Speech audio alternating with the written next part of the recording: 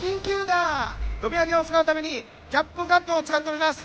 こんなことはいいんですが、カット影響で変えるのが1つで方向軸がこのままになります。さあ、こんなチャンネル見る人はいないと思いますが、一応理解してみてください。では